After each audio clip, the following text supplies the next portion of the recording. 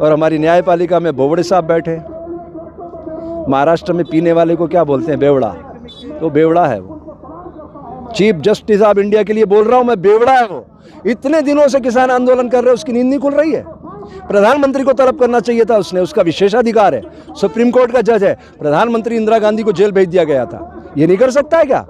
इतना अत्याचार कर रहा है वो आदमी और तमाशबीन बन के देख रहा है और आर्डर कर रहा है। तो क्या कर रहा है? आपको अधिकार है बोलने का, लेकिन आप न्यूसेंस क्रिएट मत करना। अरे भाई, हे बोबड़े सुन, 4 साल तक सैनिक वहां बैठे रहे जंतर मंतर पे, क्या किया तुमने? कुछ नहीं किया तुमने।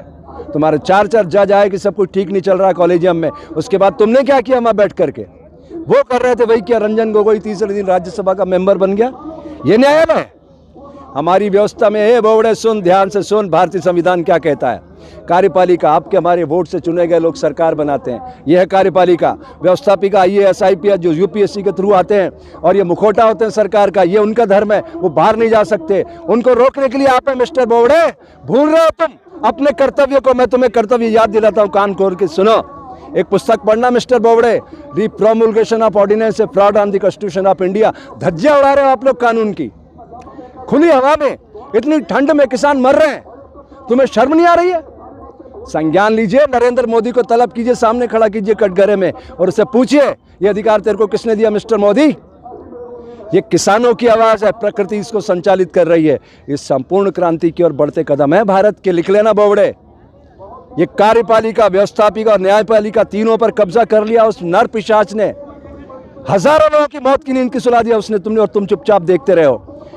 ये कर्तव्य की मतलब अधोगति है, ये अधोगति कर्तव्य की। आप अपनी जिम्मेदारी का ठीक से निर्वाह नहीं कर रहे हो, इस्तीफा दे के घर चले जाओ अगर आपके अंदर थोड़ी सी भी इंसानियत है तो।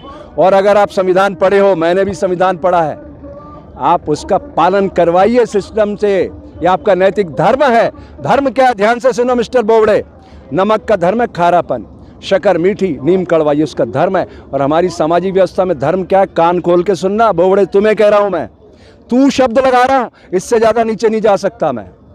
सैनिक का धर्म है राष्ट्र की सुरक्षा, व्यवसायी का धर्म है उद्योग की उन्नति, शिक्षक का धर्म है समाज का निर्माण, साधु का धर्म है समाज की सोई हुई चेतना को जागृत करना। और बोबड़े, मुझे इस देश में नहीं जीना, तुम अपनी गोलियों से मेरे शरीर को छलनी करवा दो, मैं आज लिख के दे देता हूं तुम्हें।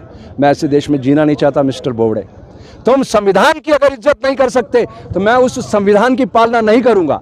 लिख लीजिए आप, आपको संविधान के पैरामीटर में आना पड़ेगा मिस्टर बोबड़े। आपको उसको तलब करना पड़ेगा नरेंद्र को। हजारों लोगों का खून बहा दिया उसने। वो चरित्रहीन आदमी प्रदीप शर्मा को अंदर करके बैठा है, आप उसकी याचिका भी नहीं सुन रहे। तो क्या कर रहे हैं आप लोग? कोर्ट भी शांत है, व्यवस्थापिका भी तमाशा बन के खड़ी है। वो DGP तुम्हारा BSF का mister Rakesh Asthana hardcore criminal है, हार्डकोर क्रिमिनल।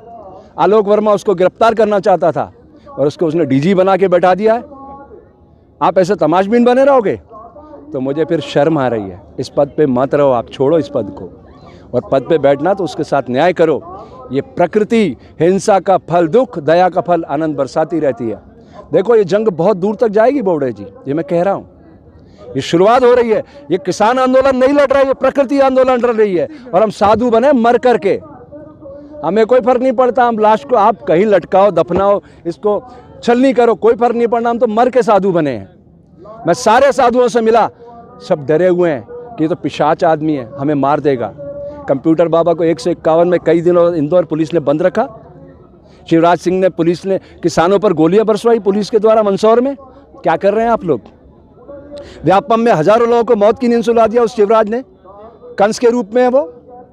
तो न्यायालय का ये धर्म तो ठीक बात नहीं है। मैं आपसे अपेक्षा करता हूं बोबड़े जी, खुद के ईमान को जगाओ और पढ़ो संविधान को कि प्रकृति आपको क्या संदेश दे रही है। किसान लोग मर रहे हैं, हमारे एक साधु ने आत्महत्या कर ली है। क्यों? ये करुणा उससे देखा नहीं जा रहा। आप देख रहे हैं सब तमाशा और आप उनके साथ खड़े हो गए, इसलिए कि वो आपकी नौकरी छीन लेंगे। अरे आलोक वर्मा की भी छीनी है ना उन्होंने। वो इसी राकेश अस्थाना को बंद करना चाहता था, हार्डकोर क्रिमिनल है वो। उसने आसाराम के लड़के को 11 साल पुरानी लड़कियां उठा के और बलात्कार में बंद किया। और क्या कहता है वो राकेश अस्थाना FIR में क्या लिखवाता है कि नारायण साईं को और आसाराम को उसकी घरवाली आसाराम की और उसकी बेटी लड़कियां सप्लाई करते थे। अरे लानत है, क्या कर रहे हैं आप लोग? ऐसा दृश्य उभर रहा देश के अंदर, साधु संतों को डरा दिया गया। कंप्यूटर बाबा को 151 में कई दिनों इंदौर में बंद रखा गया, सब डरे हुए। 50 साल पुराना आश्रम खदेड़ दिया। अरे जनता के प्रतिनिधियों का पैसा लगा हुआ था। जो गुनाहगार है उनको अंदर करिए ना 120B में। अगर मैं गुनाहगार हूं तो मेरे साथ आप भी तो बराबर के गुनाहगार हैं। संविधान हम सबको क्या इजाजत देता है? अनुशासन में रहो। तो आप भी और हम भी अनुशासन के तहत काम करें तो एक अच्छे राष्ट्र का निर्माण होगा। उसकी समाज को ज़रूरत है। ये अन्नदाता MSP के लिए लड़ाई लड़ रहा है, मिनिमम सपोर्ट प्राइस के लिए। क्या इसका अधिकार नहीं है? भारत की आत्मा गांव में रहती है। मेरे देश का किसान चट्टान की अट्टालिकाओं को फोल कर धान उपजाता है। उसके हक में आप नहीं खड़े हो सकते तो फिर आप कौन से देश में, कौन सी दुनिया में रह रहे हैं? अरे ये बैलगाड़ी के युग में हिंसक पशु ले जाना चाहता है भारत को, और ड्रोन पे दुनिया उड़ रही है। जापान में 1945 में बोबडे जी हिरोशिमा नागासाकी पे बम गिरा था। कोई आत्मचिंतन किया उन्होंने? 64 में बुलेट ट्रेन आई। No delay no accident. ये होती है प्रशिक्षण की ताकत। अगर आप देश से प्यार करते हैं, अपने बच्चों से प्यार करते हैं, अपने आने वाली नस्लों से, तो सुधारिए इस सिस्टम को। आपके पास मौका है। आज आप हैं, कल नहीं रहेंगे। लोग आपका इंतज़ार कर रहे हैं, आपसे बहुत अपेक्षा कर रहे हैं। अरे ज़्यादा से ज़्यादा आपका क्या करेंगे? आपको घर बैठा देंगे ना। इतिहास आपका स्वर्णाक्षरों में लिखा जाएगा।